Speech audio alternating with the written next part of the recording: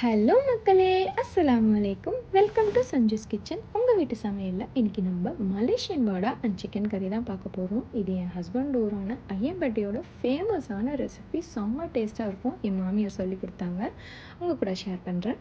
அதுக்கு சிக்கன் கறிக்கு ஒரு பெரிய சைஸ் வெங்காயம், ஒரு பெரிய சைஸ் தக்காளி, ஒரு கையளவு கொத்தமல்லி, ஒரு ஸ்பூன் இஞ்சி பூண்டு, 200 கிராம்ஸ் சிக்கன் நான் எடுத்திருக்கேன். க்ரீன் சில்லிஸ் வச்சுட்டு ஒரு பேனில் ஆயில் ஊற்றி, அந்த ஆயில் வந்து நல்லா ஹீட் ஆனதுக்கப்புறம் 2 துண்டு பட்டை, மீடியம் சைஸ் துண்டு பட்டை போட்டுக்கோங்க. 3 ஏலக்காய் போட்டுக்கோங்க. 4 லவங்கம், 4லேருந்து 5 லவங்கம் போட்டு அது வெடிஞ்சதுக்கப்புறமா க்ரீன் சில்லிஸ் வந்து ஒரு 3 to 4 போட்டுக்கோங்க. ஒரு பெரிய சைஸ் ஆனியன் நான் வந்து ஸ்லைஸ் பண்ணி வச்சுருந்தேன்ல, அந்த ஆனியனை போட்டு நல்லா இதை நான் வதக்குறேன். இதை வந்து வதக்கும் போது எப்போவுமே நம்ம சால்ட்டு போட்டுக்கிட்டோன்னா அது கொஞ்சம் நல்லா சீக்கிரமாக வதங்கும். அந்த ஆனியன்லேருந்து அந்த ஜூஸினஸ் நல்லா இறங்கும். இது ஒரு கோல்டன் ப்ரௌன் ஆகிற வரைக்கும் நம்ம நல்லா வதக்கணும். வதக்கிட்டு இந்த இந்த ஸ்டேஜில் இருக்கும்போது ஒரு ஸ்பூன் இஞ்சி பூண்டை போட்டுட்டு, அந்த இஞ்சி பூண்டுலேருந்து எண்ணெய் பிரிஞ்சதுக்கப்புறமா 200 கிராம்ஸ் சிக்கன் நம்ம வச்சுருந்தோம்ல, அந்த சிக்கனை போட்டுக்கோங்க. அது போடும்போதே தக்காளி, கொத்தமல்லி எல்லாத்தையும் மொத்தமாக போட்டுட்டு மசாலா வந்து இதுக்கப்புறம் நம்ம ஆட் பண்ண ஆரம்பிச்சிடணும். இதுக்கு வந்து நான் 1/4 ஸ்பூன் மஞ்சத்தூள் எடுத்திருக்கேன், 1.5 ஸ்பூன் தனியாத்தூள் எடுத்திருக்கேன், 1/2 ஸ்பூன் கரம் மசாலா எடுத்திருக்கேன், 1/2 ஸ்பூன் தனி மிளகாய் தூள் எடுத்திருக்கேன், 1/2 ஸ்பூன் பெப்பர் எடுத்திருக்கேன், 1/2 ஸ்பூன் சீரகம் எடுத்திருக்கேன். எல்லாமே 1/2 ஸ்பூனு. வெறும் தனியாத்தூள் மட்டும் 1.5 ஸ்பூன் எடுத்திருக்கேன். இந்த ரெசிபியை வந்து எங்கள் ஊரில் புதுசாக கல்யாணம் ஆகிருக்க பொண்ணு மாப்பிள்ளைக்கு விருந்து கொடுக்கணுன்னா இந்த ரெசிபி செய்வாங்க. இது அவ்வளோ டேஸ்ட்டாக இருக்கும். ஏன்னா நீங்கள் நார்மலாக ஒரு தோசை 2 தோசை அந்த மாதிரி சாப்பிட்ற ஆளாக இருந்தாலுமே இந்த ரெசிபியை நீங்கள் வந்து ஒரு 8லேருந்து 10 வந்து உங்களுக்கு உள்ளே போயிட்டே இருக்கும். அவ்வளோ சூப்பராக இருக்கும். சீரியஸாக இந்த காம்பினேஷன் வேறு லெவலில் இருக்கும். நீங்கள் கண்டிப்பாக ட்ரை பண்ணி பாருங்கள்.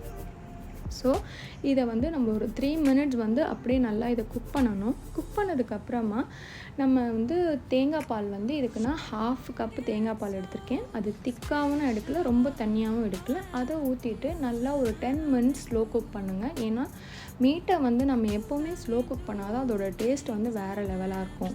ஸோ இந்த தேங்காய் பால் ஊற்றிட்டு ஒரு 10 மினிட்ஸ் அதை டிஸ்டர்ப் பண்ணாமல் ஸ்லோ குக் பண்ணி ஃப்ளேம் ஆஃப் பண்ணிவிடுங்க. அது ரெடி ஆகிடும். நெக்ஸ்ட்டு நம்ம பேட்ரு பார்த்துடலாம். இதுக்கு வந்து நான் 200 கிராம்ஸ் மைதா எடுத்திருக்கேன், 50 கிராம்ஸ் அரிசி மாவு எடுத்திருக்கேன். ஸோ இது ரெண்டுமே சேர்த்து எனக்கு 250 கிராம்ஸ் வந்துச்சு. இது கூட நான் வந்து ஒரு medium size onion and green சில்லியை போட்டு நல்லா ஃபைன் பேஸ்ட்டாக பண்ணிட்டேன். ஸோ 250 கிராம்ஸ் மாவு பேஸ்ட்டு போட்டுட்டு நான் வந்து கோகோனட் மில்க் வந்து ஒரு கப்பை வந்து ஊற்றுறேன். மொத்தமாக சேர்த்து எனக்கு 1 கப்பு மாவு வந்துச்சு. ஸோ நான் 1 கப்புக்கு கோகோனட் மில்க் ஊற்றிட்டு சால்ட்டு போட்டு இந்த பேட்டரை வந்து ஓரளவுக்கு ஃபஸ்ட்டு லம்ஸ் இல்லாமல் இந்த மாதிரி திக்காக கரைச்சிக்கோங்க. கரைச்சிட்டு அது கூட கறி லீவ்ஸ் போட்டு திருப்பி வந்து நான் அளந்த கப்லேயே இன்னொரு கப் வந்து தண்ணி ஊற்றுறேன். ஏன்னா இதை வந்து நீங்கள் கரண்டியால் இது பண்ணக்கூடாது. பேனில் ஊற்றிட்டு அப்படியே சுற்றுனீங்கனாலே இது ரெடி ஆகிடும். இது ஸ்ட்ரிக்டாக நீங்கள் நான்ஸ்டிக்கில் மட்டும்தான் ட்ரை பண்ண முடியும். ஸோ அதை மட்டும் நீங்கள் செய்யும் போது நான்ஸ்டிக்கில் செய்யுங்க. மொத்தமாக நான் 1 கப்பு மாவுக்கு 2லேருந்து 2.5 கப்பு தண்ணியும் பாலும் சேர்ந்த மாதிரி ஊற்றிருக்கேன். ஸோ இப்போ நான் பேனில் ஊற்றிட்டு பேனை நான் ரொட்டேட் பண்ணும் போது தெரியும். ஸோ இந்த மாதிரி ஃபுல்லாக பரவும் போது லிட்டு போட்டு மூடி ஒரு 2 மினிட்ஸ் வந்து நீங்கள் இது பண்ணிங்கனாலே போதும். அந்த இதை வந்து நீங்கள் திருப்பி போட்டிங்கன்னா இப்படி தான் திருப்பி போடும்போது அது தன்னால் விழுந்துடும். ஸோ இந்த வாடா செய்கிறது இப்படி தான் செய்யணும். நீங்கள் கண்டிப்பாக ட்ரை பண்ணி பாருங்கள். மறக்காமல் என் வீடியோவை லைக் பண்ணுங்கள், உங்கள் ஃப்ரெண்ட்ஸ் அண்ட் ஃபேமிலிக்கு ஷேர் பண்ணுங்கள், என் சேனலை சப்ஸ்கிரைப் பண்ணுங்கள். தேங்க்யூ மக்களே.